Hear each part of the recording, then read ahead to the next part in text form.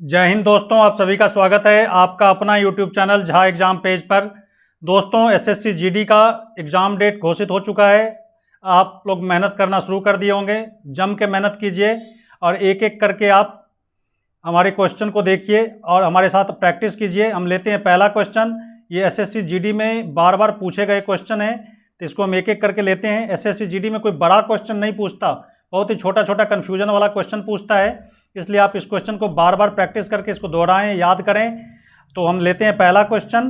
तो पहला क्वेश्चन कहता है, भारत के राष्ट्रगान के रचनाकार हैं। भारत के राष्ट्रगान के रचनाकार कौन है? पहला ऑप्शन कहता है बंकिम चंद्र चटर्जी, दूसरा कहता है रविन्द्रनाथ टैगोर, तीसरा रामधारी सिंह दिनकर, चौथा है मनमथनाथ गुप्त। तो कहता है भारत के राष्ट्रीय गान, तो राष्ट्रीय गान के रचनाकार कौन है? तो रविंद्रनाथ टैगोर। तो बी आंसर आपका यहाँ पर क्या होगा? सही होगा। तो बी आंसर आप यहाँ पर लगाएं, रविंद्रनाथ टैगोर। रविंद्रनाथ टैगोर ही हमारे देश के राष्ट्रीय गान लिखे थे, और रविंद्रनाथ टैगोर ने बांग्लादेश के लिए भी एक गान लिखा था, मतलब वो पहले लिखा गया जो बाद में बांग्लादेश का राष्ट्रगान बना। तो पूछा जाता है कभी कभी ऐसे क्वेश्चन कि रविंद्रनाथ टैगोर और किस देश के लिए राष्ट्रगान लिखे थे? तो बांग्लादेश के लिए, वो था बंगाल के लिए, लेकिन बाद में बांग्लादेश बन गया, तो बांग्लादेश के लिए वो राष्ट्रगान बन गया। आमर सोनरा बांग्ला, ये राष्ट्रगान है बांग्लादेश का। तो राष्ट्रगान हमारे देश का भी रविंद्रनाथ टैगोर ने ही लिखा और बांग्लादेश का भी। अगला क्वेश्चन है, भारत का राष्ट्रीय पंचांग किस संवत पर आधारित है? भारत का राष्ट्रीय पंचांग, पहला ऑप्शन है शक संवत, दूसरा है विक्रम संवत, तीसरा है हिजरी संवत, चौथा है काल संवत। तो भारत का राष्ट्रीय पंचांग शक संवत पे आधारित है, तो ये आंसर हमारा यहाँ पर सही होगा। शक संवत पे हमारा राष्ट्रीय पंचांग चलता है, तो ये आंसर सही है। अगला क्वेश्चन है, विश्व स्वास्थ्य दिवस कब मनाया जाता है? विश्व स्वास्थ्य दिवस याद रखना है, विश्व स्वास्थ्य दिवस कब मनाया जाता है? पहला है 4 मार्च, दूसरा है 8 मार्च, तीसरा है 27 मार्च, चौथा है 7 अप्रैल। तो विश्व स्वास्थ्य दिवस 7 अप्रैल को मनाया जाता है, तो डी आंसर हमारा सही होगा। अगला क्वेश्चन है, फिर एक दिवस के बारे में पूछा गया, विज्ञान दिवस कब मनाया जाता है? तो कहता है पहला ऑप्शन 21 फरवरी, दूसरा है 24 फरवरी, तीसरा है 28 फरवरी, और चौथा ऑप्शन है 29 फरवरी। तो विज्ञान दिवस 28 फरवरी को मनाया जाता है। 28 फरवरी को इसलिए कि इस दिन सीवी रमन ने रमन इफेक्ट के बारे में इनका रिसर्च पब्लिश हुआ था 28 फरवरी को, तो इसलिए विज्ञान दिवस को 28 फरवरी के रूप में मनाया जाता है। तो 28 फरवरी हमारा यहाँ पर आंसर होगा। विज्ञान दिवस हम लोग 28 फरवरी को मनाते हैं, तो सी आंसर हमारा यहाँ पर सही होगा। अगला क्वेश्चन है, 14 सितंबर को किस दिवस के रूप में मनाया जाता है? ये भी एक दिवस से, ये सब बहुत इंपॉर्टेंट दिवस है जो बार बार एग्जाम में पूछे जाते हैं। तो 14 सितंबर को क्या मनाया जाता है, कौन सा दिवस? तो पहला शिक्षक दिवस, दूसरा अभियंता दिवस, तीसरा हिंदी दिवस, वायुसेना दिवस चौथा। तो हिंदी दिवस हम लोग 14 सितंबर को मनाते हैं, तो सी आंसर यहाँ पर हमारा सही होगा। अगला क्वेश्चन है, छोटा क्वेश्चन ही है, डिस्कवरी ऑफ इंडिया किसने लिखी?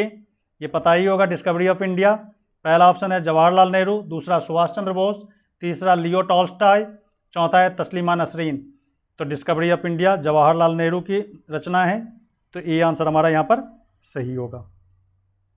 अगला क्वेश्चन है, हितोपदेश की रचना किसने की? हितोपदेश की रचना किसने की? बहुत ही फेमस। पहला है विष्णु शर्मा, दूसरा नारायण पंडित, तीसरा है भवभूत, और चौथा ऑप्शन है डी ऑप्शन है पतंजलि। तो ए ऑप्शन है विष्णु शर्मा, दूसरा नारायण पंडित ने हितोपदेश की रचना की, तो बी आंसर हमारा सही होगा। भवभूत और पतंजलि के बारे में, तो ये अलग तरह की रचना है इनकी, तो नारायण पंडित यहाँ पर हमारा सही होगा। अगला क्वेश्चन है, विंग्स ऑफ फायर किसकी रचना है? पहला है अटल बिहारी वाजपेयी, दूसरा है नरसिंहा राव, तीसरा है के कस्तूरी रंगन, चौथा है एपीजे अब्दुल कलाम। तो विंग्स ऑफ फायर, तो ये बहुत ही फेमस किताब है, रचना है किसकी? एपीजे अब्दुल कलाम की। तो ये हमारा आंसर क्या हो जाएगा? Wings of fire APJ Abdul Kalam. अगला क्वेश्चन है, मोगादिशु किस देश की राजधानी है? मोगादिशु किस देश की राजधानी है? पहला है सेनेगल, दूसरा है रवांडा, तीसरा है सोमालिया, चौथा है मोरक्को। तो मोगादिशु सोमालिया की राजधानी है, तो सी आंसर हमारा यहाँ पर सही होगा। अगला क्वेश्चन है, भांगड़ा कहाँ का नृत्य है? बहुत ही फेमस। भांगड़ा पंजाब का तो डी आंसर हमारा यहाँ पर सही होगा। ये पूछा हुआ क्वेश्चन है एसएससी जीडी में, तो याद रखें इसे, भांगड़ा पंजाब का। अगला क्वेश्चन है, नाट्यशास्त्र के रचयिता कौन थे? नाट्यशास्त्र के रचयिता कौन है, रचनाकार कौन है? पहला है भरत मुनि, दूसरा है नारद मुनि, तीसरा झंडू मुनि और ये व्यास मुनि। तो नाट्यशास्त्र के रचयिता भरत मुनि, ये आंसर हमारा यहाँ पर सही है। ये सारे क्वेश्चन पूछे हुए क्वेश्चन है, बार बार पूछा गया है, तो ज़रूर इसको याद रखें। ये क्वेश्चन, इस तरह के क्वेश्चन जरूर आते हैं। तो नाट्यशास्त्र भरत मुनि से जुड़ा हुआ है, तो भरत मुनि इनकी रचनाकार हैं, तो ये आंसर हमारा यहाँ पर सही होगा।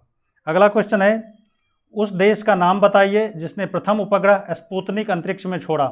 स्पुतनिक किसने छोड़ा था, किस देश ने? तो पहला है संयुक्त राज्य अमेरिका, सोवियत संघ दूसरा ऑप्शन, तीसरा जापान, चौथा इंग्लैंड। तो प्रथम उपग्रह किसने छोड़ा था? सोवियत संघ ने, स्पुतनिक, जिसका नाम स्पुतनिक था। ऐसे भी पूछ सकता है क्वेश्चन, प्रथम उपग्रह तो स्पुतनिक, और किसने छोड़ा था? तो सोवियत संघ ने। तो हमारा आंसर यहाँ पर क्या हो जाएगा? बी आंसर सही होगा। स्पुतनिक को किसने छोड़ा था? सोवियत संघ ने। तो बी आंसर सही है। अगला क्वेश्चन है, रॉड लेवर का नाम आप किस खेल के साथ जोड़ते हैं? रॉड लेवर किस खेल से जुड़ा हुआ शब्द है? Field hockey, football, water polo और लॉन टेनिस। तो रॉड लेवर लॉन टेनिस से जुड़ा हुआ है, तो डी आंसर हमारा यहाँ पर सही होगा। अगला क्वेश्चन है, द स्टेनिक वर्सेस के लेखक कौन हैं? स्टेनिक वर्सेस के लेखक कौन हैं? बहुत ही फेमस किताब है ये। पहला है कुशल दास, दूसरा है सलमान रश्दी, तीसरा है राम मूर्ति, चौथा है जॉन ग्रिशम। तो द स्टेनिक वर्सेस के रचनाकार कौन है? सलमान रश्दी। तो आप इसमें कौन सा आंसर लगाएंगे? बी ऑप्शन आपका क्या होगा? सही होगा।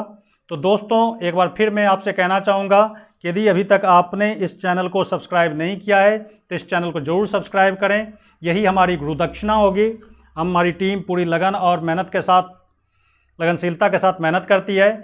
तो आप इस चैनल को ज़रूर सब्सक्राइब करें और अपने दोस्तों को बताएं इस चैनल के बारे में, ताकि हमें और अच्छा क्वेश्चन लाने का मौका मिले, अवसर मिले, और आप इसका फ़ायदा उठाएं। ताकि एग्ज़ाम का डेट निकल चुका है, समय बहुत कम है, तो आप जम के तैयारी कीजिए और हमें बताइए कि आपको और किस तरह की तैयारी में दिक्कत आ रही है। तो हम उस दिक्कत को पूरी तरह हमारी टीम सॉल्व करने की कोशिश करेगी। तो हम लेते हैं अगला क्वेश्चन और देखते हैं एक एक करके फिर क्वेश्चन को। तो पहला कहता है, 15वां कहता है कि मिश्रित अर्थव्यवस्था का अर्थ है। मिश्रित अर्थव्यवस्था किससे जुड़ा हुआ है? तो पहला है बृहद एवं कुटीर उद्योग का सह अस्तित्व। सह अस्तित्व मतलब साथ साथ चलना, दोनों का साथ साथ होना, बृहद और कुटीर उद्योग का। दूसरा ऑप्शन है औद्योगिक विकास में विदेशों का सहयोग। तीसरा है सार्वजनिक तथा निजी क्षेत्र का सह अस्तित्व, और चौथा है उपरोक्त में से कोई नहीं। तो मिश्रित अर्थव्यवस्था का अर्थ होता है सार्वजनिक तथा निजी क्षेत्र का सह अस्तित्व। सार्वजनिक क्षेत्र और निजी क्षेत्र दोनों का साथ साथ होना किसी भी अर्थव्यवस्था में, तो उसको मिश्रित अर्थव्यवस्था कहा जाता है। तो हमारे देश की अर्थव्यवस्था मिश्रित अर्थव्यवस्था है, क्योंकि यहाँ पे सरकारी चीज़ें भी होती है और निजी चीज़ें भी होती हैं, जैसे सरकारी स्कूल, प्राइवेट स्कूल, सरकारी हॉस्पिटल, प्राइवेट हॉस्पिटल। यानी कहने का मतलब हमारे देश की अर्थव्यवस्था मिश्रित अर्थव्यवस्था है, यानी सार्वजनिक और निजी क्षेत्र का सह अस्तित्व है यहाँ पे। तो सी आंसर यहाँ पर हमारा सही होगा। ऐसे पूछे मिश्रित अर्थव्यवस्था का क्या अर्थ है, तो इसका मतलब कि सार्वजनिक और निजी क्षेत्र का सह अस्तित्व का होना। अगला क्वेश्चन है, आर्थिक विकास की दृष्टि से भारत है। आर्थिक विकास की दृष्टि से हम भारत को कैसे देखते हैं? एक विकसित राष्ट्र के रूप में या विकासशील राष्ट्र के रूप में? तीसरा ऑप्शन है अविकसित राष्ट्र के रूप में, चौथा है अर्धविकसित राष्ट्र के रूप में। तो आप जानते हैं भारत एक क्या है? विकासशील देश है। तो हमारा आंसर यहाँ पर क्या हो जाएगा? विकासशील। आर्थिक दृष्टिकोण से हम विकासशील राष्ट्र हैं, भारत एक विकासशील राष्ट्र है। तो बी आंसर हमारा यहाँ पर सही होगा। अगला क्वेश्चन है, राष्ट्रीय विकास परिषद का अध्यक्ष होता है। राष्ट्रीय विकास परिषद का अध्यक्ष कौन होता है? पहला है गृह मंत्री, दूसरा है वित्त मंत्री, तीसरा है प्रधानमंत्री, चौथा है योजना आयोग का उपाध्यक्ष। तो राष्ट्रीय विकास परिषद का अध्यक्ष प्रधानमंत्री। रट्टा लगा जाओ इस चीज़ को, राष्ट्रीय विकास परिषद का अध्यक्ष कौन होता है? प्रधानमंत्री। अगला क्वेश्चन है, प्रधानमंत्री जनधन योजना कब आरंभ की गई थी? बहुत ही फेमस क्वेश्चन। प्रधानमंत्री जनधन योजना आप सभी को पता होगा, बैंक में अकाउंट खोलने से लोगों को, ज़्यादा से ज़्यादा लोगों का बैंक के साथ जुड़ाव हो, इसलिए प्रधानमंत्री ने इस योजना की शुरुआत की थी। ये कब की थी? ये डेट पूछा जा रहा है। अगस्त 2014 में, सितंबर 2014 में, दिसंबर 2014 में, जुलाई 2014 में। मतलब 2014 का ये साल है, लेकिन महीना कौन सा है? तो वो अगस्त का महीना था, 28 अगस्त को इसकी ये लागू हो गया पूरे देश में। तो याद रखना, यहाँ पर डेट पूछे तो अगस्त महीना, यहाँ पर अगस्त दिया हुआ है। 28 अगस्त 2014 को जनधन योजना की शुरुआत की गई थी, जिसमें का उद्देश्य था कि ज़्यादा से ज़्यादा लोगों को बैंक के साथ जोड़ा जाए, उसके अकाउंट खोले जाएँ, खाता खोले जाएँ। तो ये जनधन योजना अगस्त 2014 में इसकी शुरुआत हुई थी। अगला क्वेश्चन है, आयुष्मान भारत योजना किससे संबंधित है? आयुष्मान भारत ये भी हमारे देश की एक नई योजना है जो प्रधानमंत्री ने इसे लॉन्च किया था। ये किस क्षेत्र से जुड़ा हुआ है? शिक्षा से, दूसरा ऑप्शन रोजगार से, तीसरा ऋण, चौथा स्वास्थ्य। तो आयुष्मान भारत ये स्वास्थ्य से जुड़ी हुई योजना है, तो डी आंसर हमारा यहाँ पर सही होगा। अगला क्वेश्चन है, उत्तर भारत का मैनचेस्टर कहा जाता है। उत्तर भारत का मैनचेस्टर किसको कहा जाता है? पहला है वाराणसी, दूसरा है कानपुर, तीसरा है लखनऊ और चौथा ऑप्शन हमारा डी ऑप्शन जौनपुर। तो उत्तर भारत का मैनचेस्टर कानपुर को कहा जाता है, तो हमारा आंसर क्या हो जाएगा यहाँ पर? कानपुर हो जाएगा। बी आंसर हमारा सही होगा। फिर अगला क्वेश्चन है, पूर्व का बोस्टन किसे कहा जाता है? तो पहला ऑप्शन कानपुर, दूसरा अहमदाबाद, तीसरा मुंबई, चौथा इनमें से कोई नहीं। पूर्व का बोस्टन अहमदाबाद को कहा जाता है, तो बी आंसर हमारा यहाँ पर क्या होगा? सही होगा, तो अहमदाबाद। अगला क्वेश्चन है, बोकारो इस्पात संयंत्र की स्थापना किस राज्य में की गई? बोकारो इस्पात संयंत्र, बोकारो एक शहर है जहाँ पे एक बहुत बड़ा इस्पात संयंत्र है, तो इसकी स्थापना किस राज्य में की गई थी? बोकारो किस राज्य में है? तो बिहार, पश्चिम बंगाल, उत्तर प्रदेश और झारखंड। तो बोकारो झारखंड का एक शहर है जहाँ पर इस्पात संयंत्र है बहुत बड़ा, तो ये झारखंड यहाँ पर आंसर हमारा सही होगा। डी आंसर हमारा सही होगा। अगला क्वेश्चन है, नेपानगर में स्थित है। नेपानगर में क्या है?